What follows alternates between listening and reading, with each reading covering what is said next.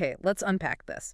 We're about to dive into something that, well, let's be honest, it stopped the world for a moment, didn't it? It really did. Let so many people just asking why. You remember that shocking, really unexpected moment on the Oscars stage? Oh, absolutely unforgettable. Yeah. An event that instantly moved beyond, just an awards show. Totally. And became this huge global talking point, Huh. precisely because the immediate action felt so both jarring and, on the surface anyway, it seemed disconnected from the typical persona of the person involved. Right. It just demanded an explanation. Exactly. It demanded one. And that demand for explanation is exactly what fuels our deep dive today. We're going to analyze that specific, highly visible incident. And we're doing it through the lens of insights drawn from an analysis of Will Smith's own words, the language he used when he first publicly addressed what happened. Yeah, and it's fascinating how focusing on the specific language someone chooses, especially when they're explaining something complex, high stakes, it can unlock these deeper layers of understanding about their internal state, Yeah. their perspective, and the factors they believe contributed to their actions. So what we're doing here is taking information that's been gleaned from an analysis of an article covering Will Smith's first interview after the incident. Right. And we're using that material as our guide. It's like getting behind the initial headlines. Exactly. So think of this deep dive as getting a real shortcut. A shortcut to understanding a moment that sparked, just endless debate, focusing on the why by examining the very specific vocabulary and explanations provided in this material. We're aiming for those surprising nuggets about, human behavior, emotional dynamics, and even how language itself helps us frame our most complicated experiences. And this approach really highlights a fundamental question, I think, which is how much can the precise words someone uses when they're recounting a moment of crisis? How much can that truly reveal about the intricate interplay of past experiences and immediate triggers that lead to an explosive external action? That's the terrain we'll be navigating. All right, sounds fascinating. Let's jump into this deep dive. Okay, so let's maybe just set the scene quickly for anyone who might need a quick refresh. Though, honestly, it's hard to imagine anyone missed it. Seems unlikely, yeah. Right. So, March, the Academy Awards, Chris Rock is on stage presenting. He makes a joke referencing Jada Pinkett Smith. And then moments later, Will Smith walks onto the stage and makes physical contact with Chris Rock.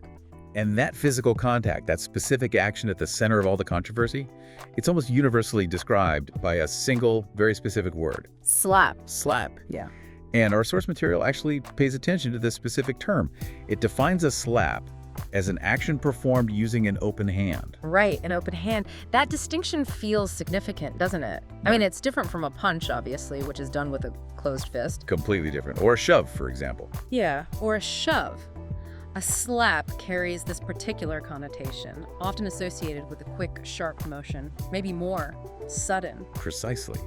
And while the term slap is very commonly used to describe a form of physical violence, striking the other person with force using that open hand, the material we're looking at reminds us, hopefully I think, that the word isn't exclusively limited to violent interpersonal actions. Okay, like how? Well, you might slap a high five, for instance. Sure. Or, as the source notes, you might slap a mosquito.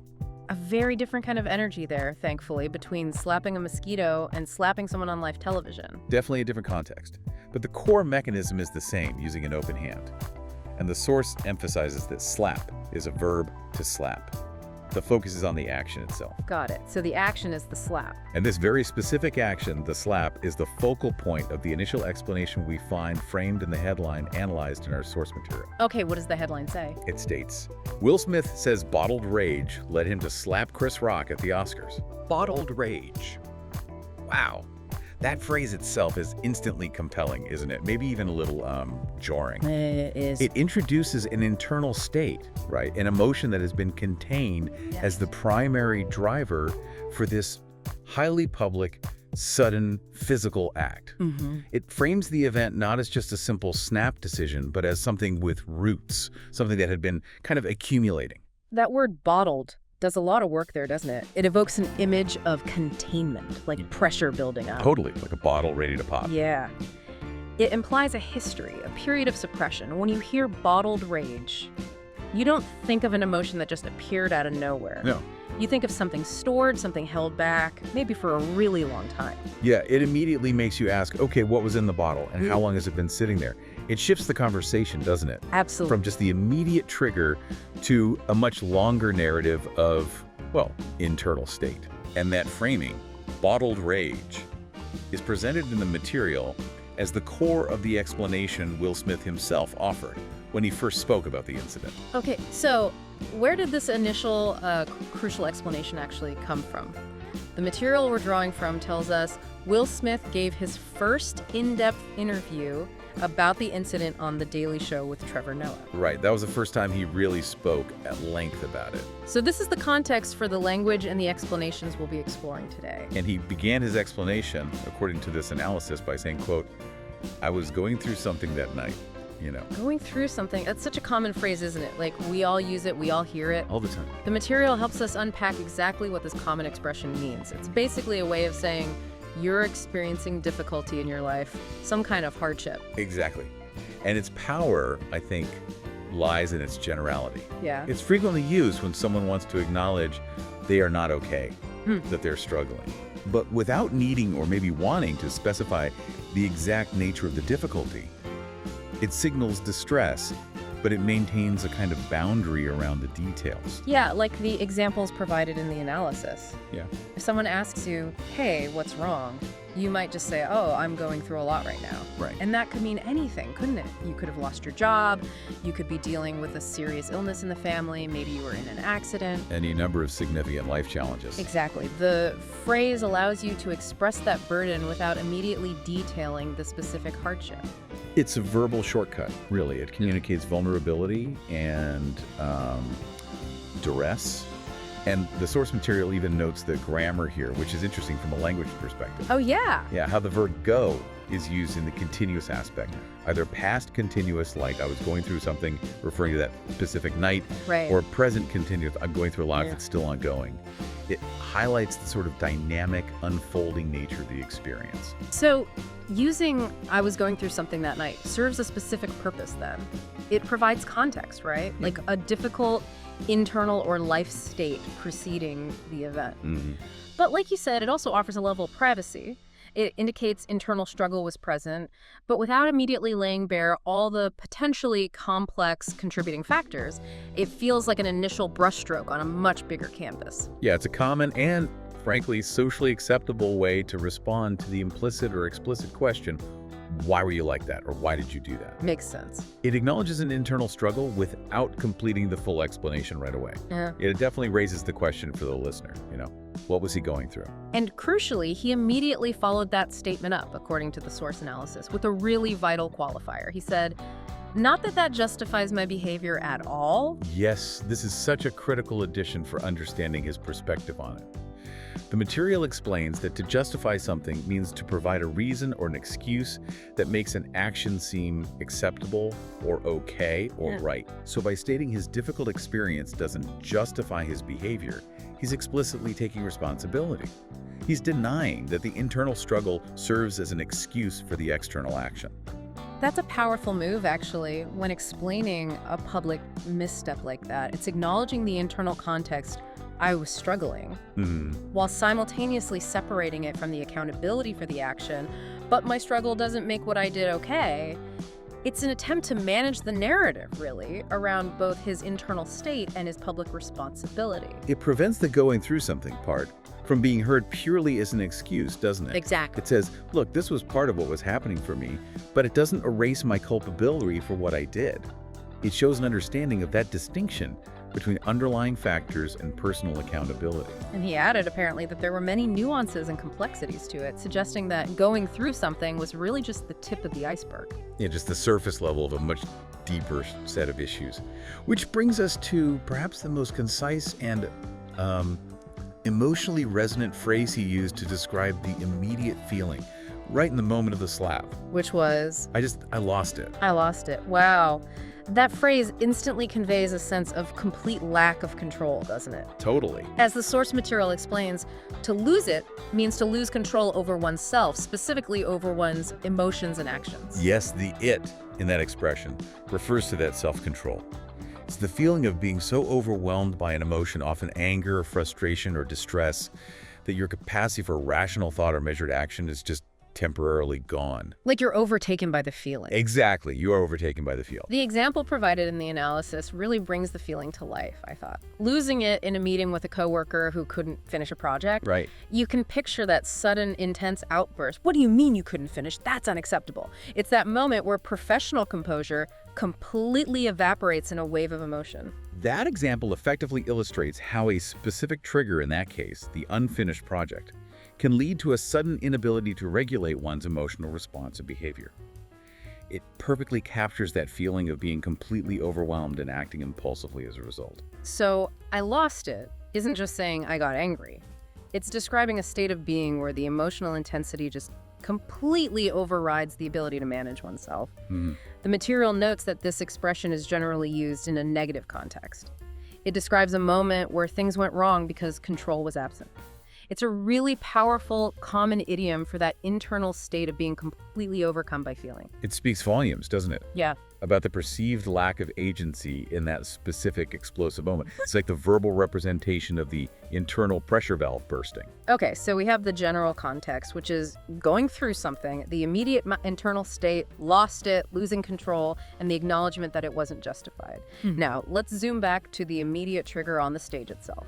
Right. The universally recognized immediate catalyst for the physical action was Chris Rock making a joke directed at Jada Pinkett Smith regarding her appearance, specifically her shaved head. And the source material provides vital background here, explaining why that particular comment might have landed with such force. It tells us Jada Smith has the medical condition known as alopecia. Understanding alopecia is absolutely key here, I think, to grasping the potential impact of the joke.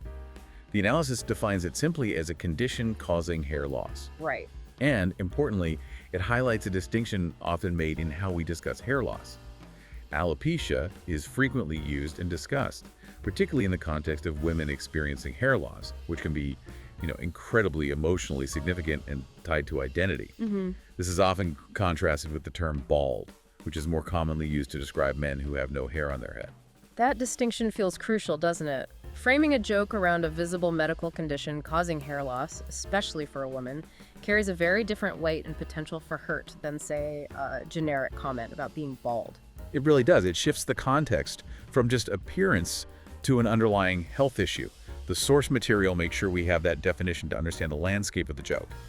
So it underlines how the specific language used in the joke could be perceived as targeting a vulnerability linked to a medical reality, not just, a fashion choice or something. Yeah, exactly. And just a little linguistic side note from the analysis, almost a brief grammar point, but kind of interesting nonetheless. That's that. It highlights the use of the possessive apostrophes in phrases like Smith's wife, Jada's shaved head. Oh, okay. Smith's wife, the wife belonging to Smith.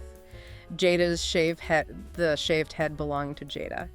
It's a basic point about possession in English, sure, but seeing it pointed out in the analysis of the language around this event just shows the level of detail the source material goes into.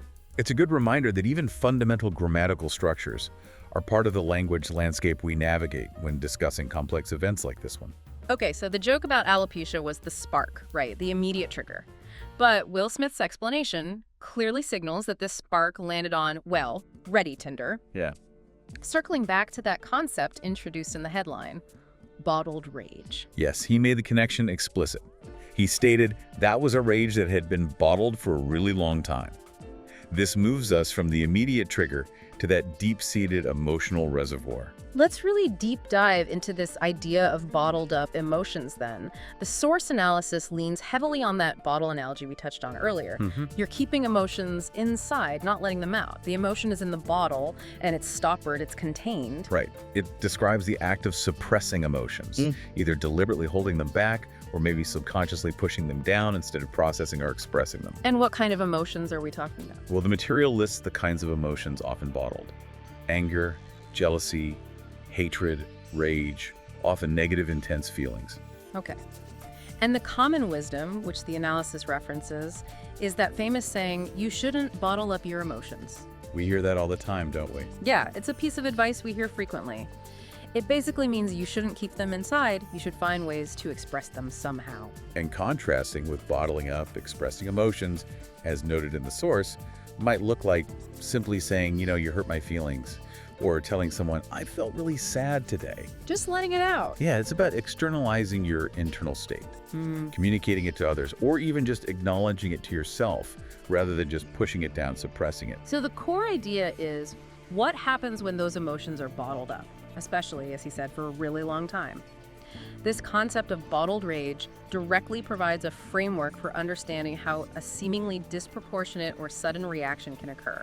The pressure builds inside that bottle. Precisely. When significant emotional pressure builds up over an extended period, without any healthy outlets or release, the whole system becomes kind of primed for an explosive reaction. The containment becomes fragile. Right. And even a relatively minor trigger, like maybe the joke in this case, can be enough to shatter the bottle. And Smith explicitly connects this long-term bottled rage to something very specific and profoundly impactful from his past. The analysis mentions he discussed the background to his Oscar's assault, and it's interesting, and notes that the source material itself uses the term assault here. That's a strong word. It is, and he stated the roots were a lot of things. But he specifically highlighted a painful formative memory, witnessing his father beat up his mother when he was a young boy. To beat someone up, that phrase. The source defines this as a phrasal verb, meaning to attack someone violently.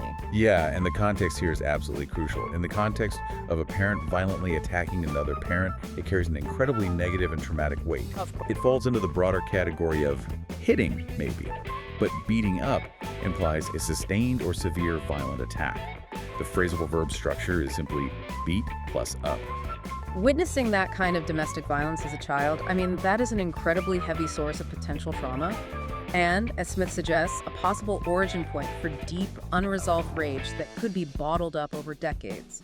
It really adds a layer of profound intergenerational impact to the narrative, doesn't it? Absolutely. It provides a crucial piece of background for understanding the source and the intensity of the bottled rage he described.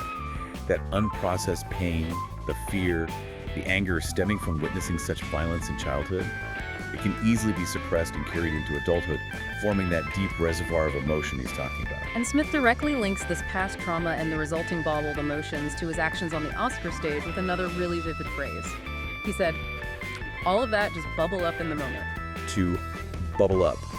This is another key phrasal verb the analysis focuses on, and it provides such a powerful analogy. Think about shaking a carbonated drink like a Coke or a Sprite really vigorously, shaking it up, and then abruptly opening the bottle. What happens? It explodes everywhere. Exactly. It doesn't just fizz gently, it explodes outwards. That's such a clear picture. So it's the direct consequence of the bottled up state. When the pressure inside becomes too great and the trigger removes the cap, the contents bubble up intensely and uncontrollably. It perfectly captures that sudden, overwhelming, and explosive release of long-held, suppressed feelings. The relationship between bottling up and bubbling up is presented as a direct cause and effect. Containment leading to eruption. Exactly. The containment bottling eventually leads to the eruption bubbling when a trigger breaks the seal. The phrasal verb structure is bubble plus up. It's the visual of internal pressure becoming external force. The source analysis also notes that Smith has opened up before about growing up in an abusive home. This adds another dimension to the history.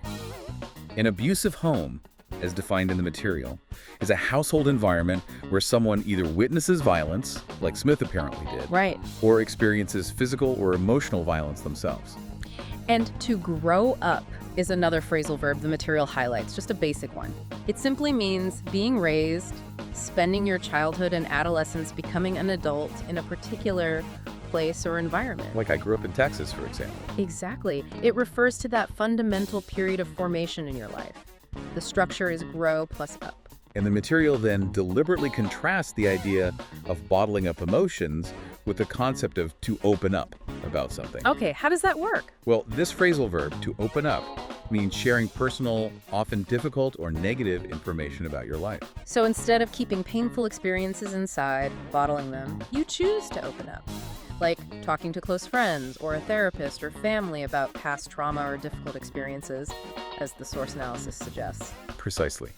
The structure is open, plus up, plus about, plus whatever the topic is. So the act of opening up is essentially the opposite of bottling up. That's the idea. It's about processing and communicating difficult experiences and emotions rather than suppressing them. Right. And the fact that Smith had reportedly opened up before about his childhood suggests, a history of grappling with his trauma. Yet, the intense emotional residue was clearly still present, still capable of bubbling up under specific pressure. It really highlights the long and complex journey of healing from trauma, doesn't it? It's not always linear. No, definitely not. Okay, so we've sort of connected the dots based on the analysis.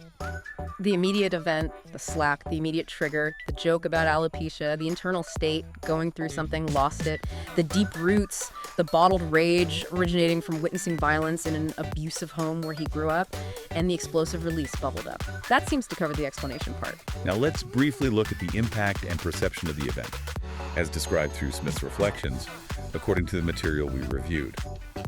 He mentioned understanding the pain he had caused. And the analysis shared a particularly poignant detail about the ripple effect his 9-year-old nephew was watching. Yeah, that was striking. And the source helpfully defines nephew as the male child of your sibling, so your brother or sister's son. Right.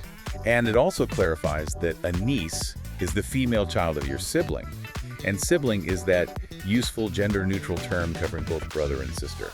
Simple vocabulary, sure, but incredibly impactful when linked to this specific anecdote. It really makes the consequences feel very real, doesn't it? Seeing the event through the eyes of a child who looks up to you. Absolutely. The analysis quotes the nephew's simple, direct question. Why did you hit that man, Uncle Will? Wow, that question is so powerful in its simplicity. Yeah. It just cuts through all the complex adult explanations we've been discussing. The bottled rage, the trauma, the triggers, the justification. Yeah. From a child's perspective, it's reduced to a fundamental action, hitting someone. And the analysis reminds us that the word hit is actually a more general term than slap or punch. It's kind of the umbrella category that includes striking someone with a hand, like a slap or a fist, a punch, or even an object. So the nephew's question is technically accurate, capturing the essence of the physical action, even if it doesn't use the more precise word, slap. Yeah, the innocent directness of that question really highlights the stark reality of the act itself and its immediate, perhaps bewildering impact on those closest to the person involved. It shows how far the ripples of such a public moment can travel, affecting even the youngest family members. Smith also used a very common sort of non-specific phrase to describe the overall situation that unfolded. He apparently called it was a mess. A mess. Yeah, the analysis defines this as a term describing a situation that is the opposite of ideal and inherently negative. Like the literal sense, right? A messy room, it's dirty, disorganized, chaotic. So applied to the Oscars incident, it means the entire situation was undesirable, chaotic, and negative. It's a general, very common term people use when they don't want to or maybe can't easily articulate the specific details of why a situation is bad. The source analysis gives a relatable example, saying the meeting was a mess. Right. Why? Well, maybe because the client lost it. Yeah. Linking back neatly to that phrase we discussed earlier. Interesting connection. So calling the situation a mess encapsulates the chaos, the public fallout, the negativity, and the general undesirability of everything that happened as a result of the action. It's a concise way to summarize a deeply negative state of affairs. It's a very relatable expression, I think. It conveys that sense of things having gone badly wrong without needing to provide, specific bullet points of failure. He also acknowledged the broader public reaction by stating, "I understand how shocking that was for people." And we touched on shocking earlier. It's an adjective describing something that elicits that strong reaction of disbelief, a what response. Yeah, right. And it's typically associated with negative surprise or upset, usually distinct from just positive surprise. The analysis notes that this word really captures the global reaction, that widespread disbelief and negative surprise, that such a public figure would act in that manner on live television, at the Oscars no less. It does capture that collective gasp, yeah. Finally, the analysis mentions Smith acknowledged understanding the widely circulated theory that hurt people hurt people. Hurt people hurt people. That theory seems to resonate pretty deeply with the layered explanation Smith provided, doesn't it? It really does. The deep-seated hurt from witnessing childhood trauma, the resulting bottled rage, and then the eventual bubbling up in a moment of lost control, resulting in, hurting someone else. It offers a psychological framework, doesn't it? It suggests that individuals who carry significant unresolved pain or trauma might be more prone to inflicting pain on others, sometimes reactively or explosively like this. It provides a lens through which to view cycles of behavior stemming from past suffering. Though, I think it's important to note, as the material implies, that understanding the origin doesn't necessarily excuse the resulting harm. Right, that distinction he made earlier about justification still holds. Yeah. Okay, let's try and synthesize the key insights we extracted from this deep dive into the source material analyzing Will Smith's words. It feels like we've covered a lot of ground. We really have. We started with the specific, undeniable event, the slap, and the language used to identify that precise action. We noted its distinction from other forms of physical contact and its primary association with violence, while still acknowledging its broader usage, like, slapping a mosquito. Right. Then we moved to Smith's first public explanation, beginning with that general statement that he was going through something that night. We recognize that this is a common, yet pretty powerful phrase used to signal distress without revealing all the specifics. And we saw how he immediately qualified this by stating it didn't justify his behavior, demonstrating that acknowledgement of responsibility we talked about. This led us straight to his description of the immediate internal state leading up to the action I lost it. We explored how this expression vividly captures the feeling of completely losing emotional and behavioral control in a moment of overwhelming intensity. Then we identified the immediate trigger on stage, the joke about Jada Smith's shaved head, and the crucial background information about her condition, alopecia, which the analysis highlighted as really important context for understanding the potential impact of that joke. Absolutely. And most significantly, I think, we delved into the deeper roots Smith himself identified, that bottled rage that had accumulated over a really long time. Yeah. Stemming from the trauma of witnessing his father beat up his mother in an abusive home where he grew up. We explored the whole concept of bottling emotions, suppressing negative feelings like anger and rage, instead of expressing them. And we connected this bottling to the explosive release described by the phrase bubbled up.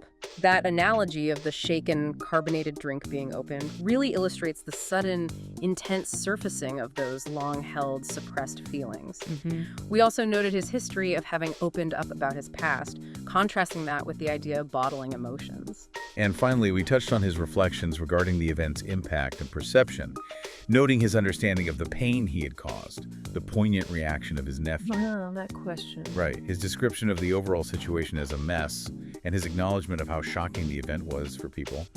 And we also considered that theory, hurt people, as a potential framework that seems to resonate with his layered explanation. And examining all these specific words and phrases, slap, bottled rage, going through something, justify, lost it, alopecia, beat someone up, bubbled up, abusive home, grow up, open up, nephew, hit, a mess, shocking. As highlighted in the analysis, it really demonstrates how language is so much more than just a tool for describing events. Definitely. It's a means for articulating internal states, perceived causes, and the really complex interplay between past and present. It underscores how closely examining someone's choice of words can provide a kind of roadmap into their own attempt to understand and explain a moment that maybe to external observers might seem baffling or just completely out of the blue. Yeah. It moves the narrative beyond a simple, inexplicable outburst to one rooted in a history of emotional containment and trauma, at least from his perspective. So what can you, the listener, take away from dissecting this event and the language used to explain it? I think it offers significant insights, acting as that shortcut we mentioned, to understanding not just this specific incident, but maybe broader aspects of human behavior.